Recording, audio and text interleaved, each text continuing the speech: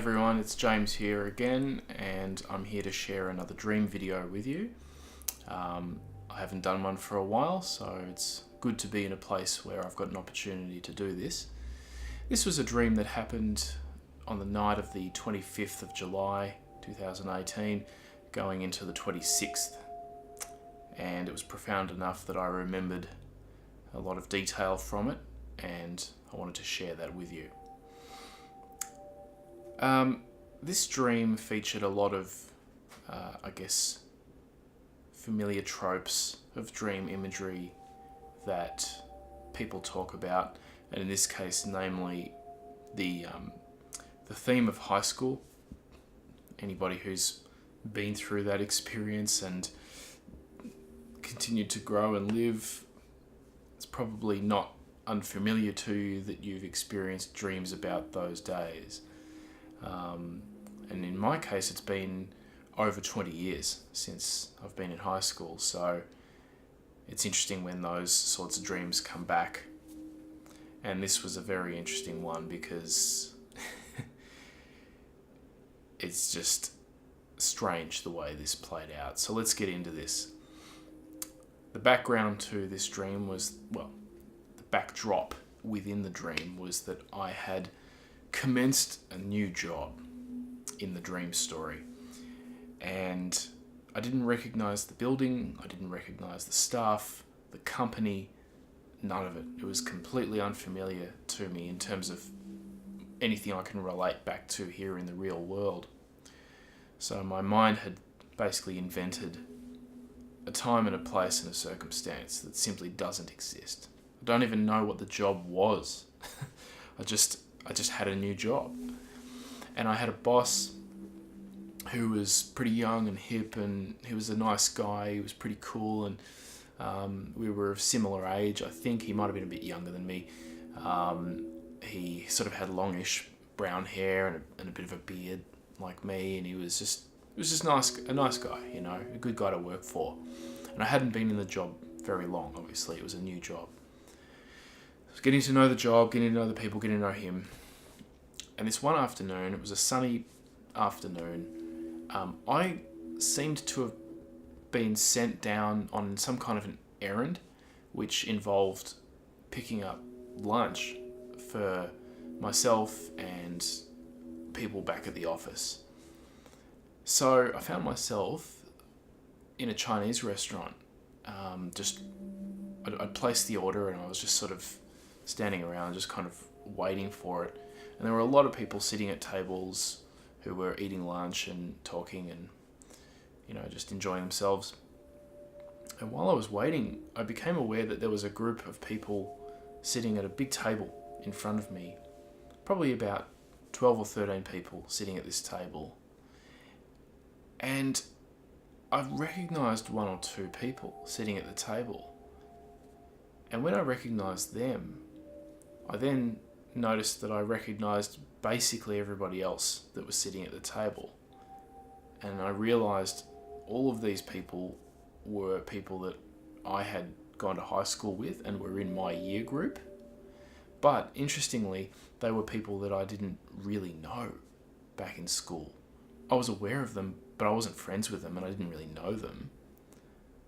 So it then started to get pretty awkward because I didn't really want to have a conversation with them at that point. I was waiting for the order, didn't know them anyway. So much water's gone under the bridge. And then, of course, somebody recognized me. And they sort of said, "Hey, are you James?" And I was like, yeah.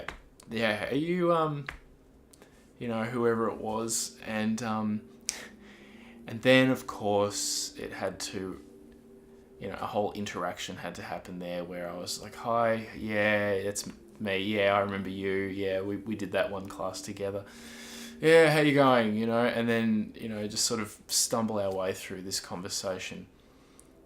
And by the way, I'm in Melbourne and I went to high school in Sydney. So all of these people were on some sort of a Melbourne trip for their, I don't know, it was some kind of reunion or I don't know what it was.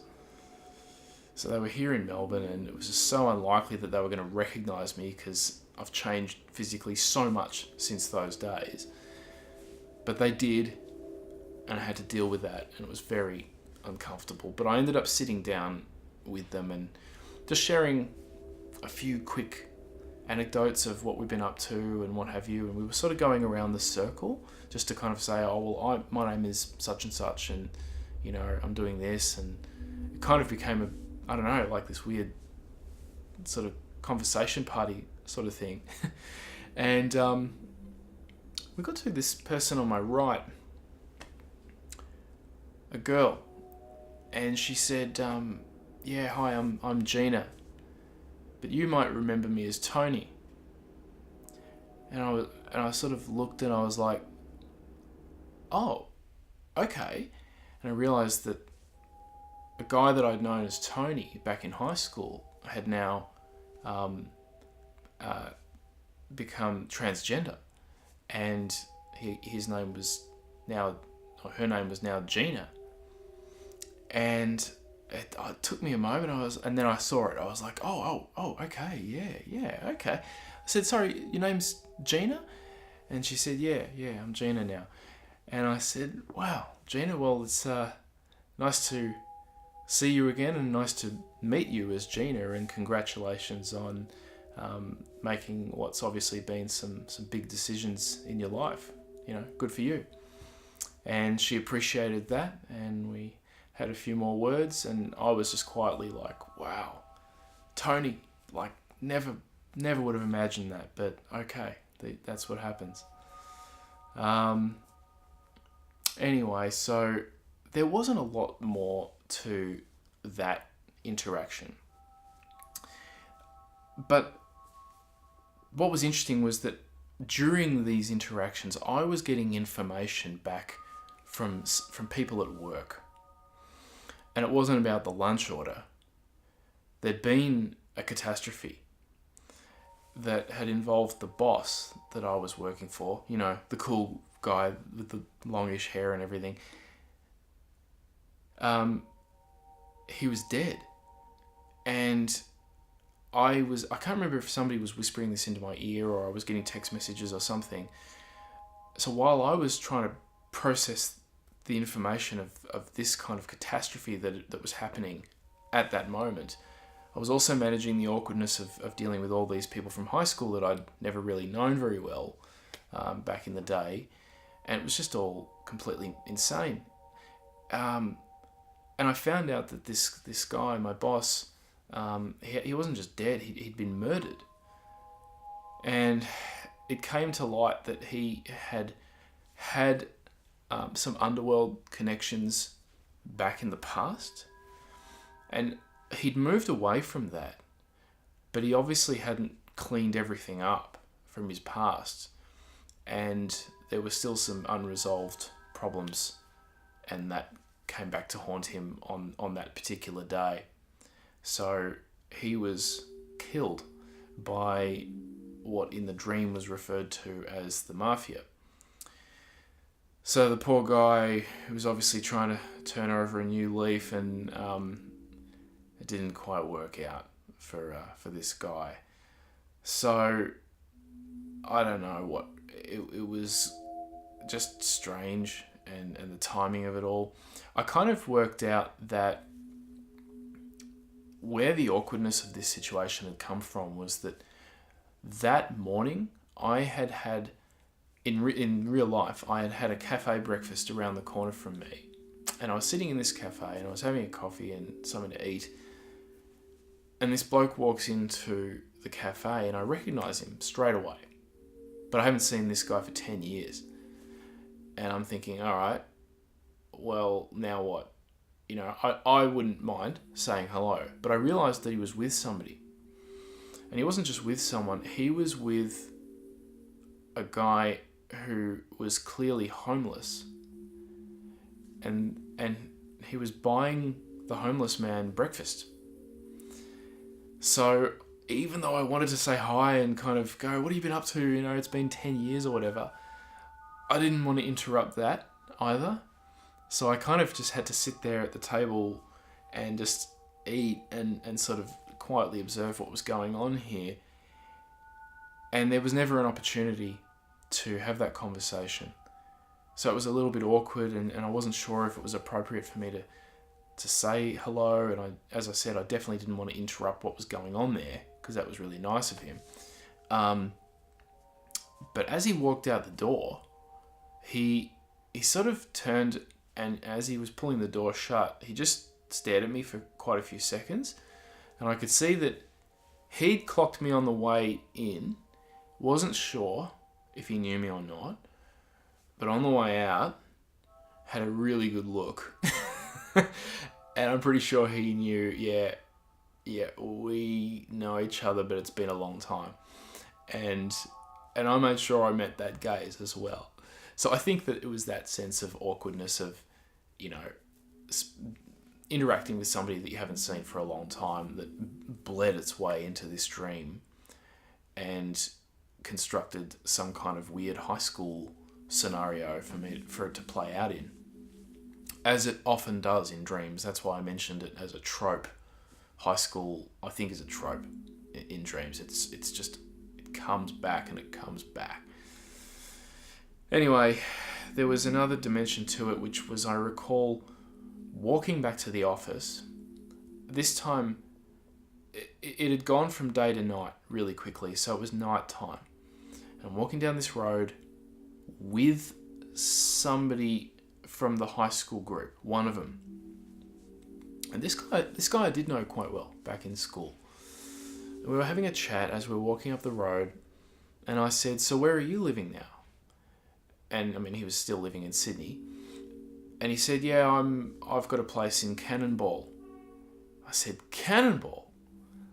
Man, I haven't thought about the suburb of Cannonball since 1999. That word hasn't even entered my head since then." Wow. And he goes, yeah, well, it's still there. And I said, okay. Cannonball is not a suburb that exists anywhere. Certainly not in Sydney. I have no idea what Cannonball... No, actually I do. I do know what Cannonball is. The name itself doesn't mean anything, but the idea of Cannonball. I know where that came from, because before I went to bed, I was listening to a podcast, and it's called Inside Jaws by Wondery.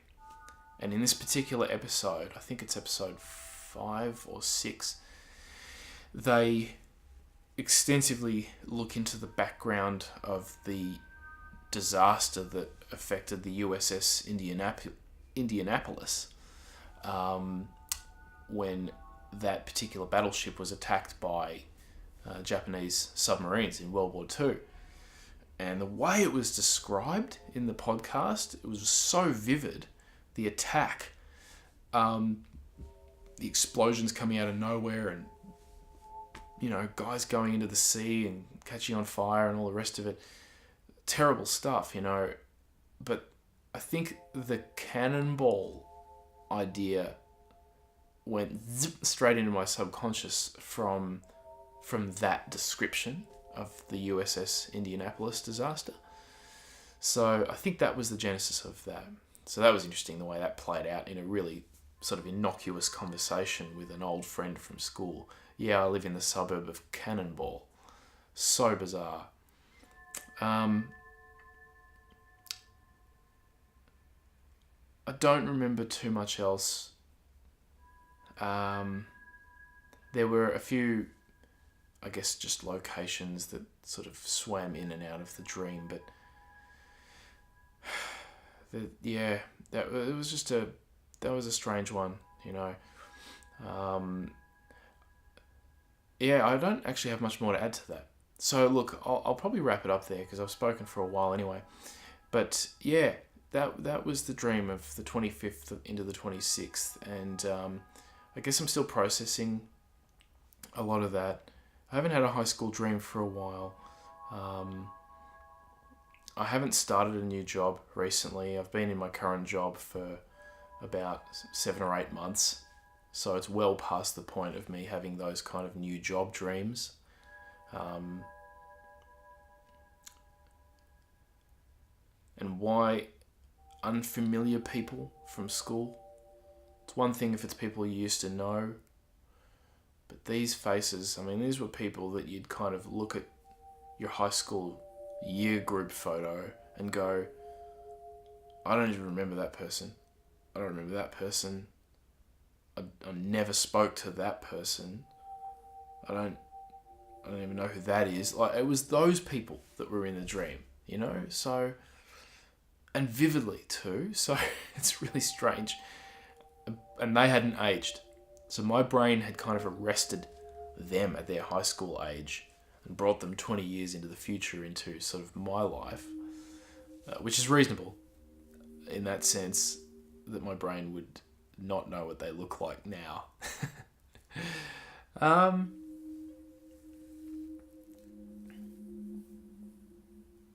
don't think there's much more. So yeah, I'll leave it at that. As always, feel free to share a dream video or comment if you've got some thoughts on this. But for now, I'll leave it at that, and hope you enjoyed this retelling, and keep dreaming, and see you again sometime. Catch ya.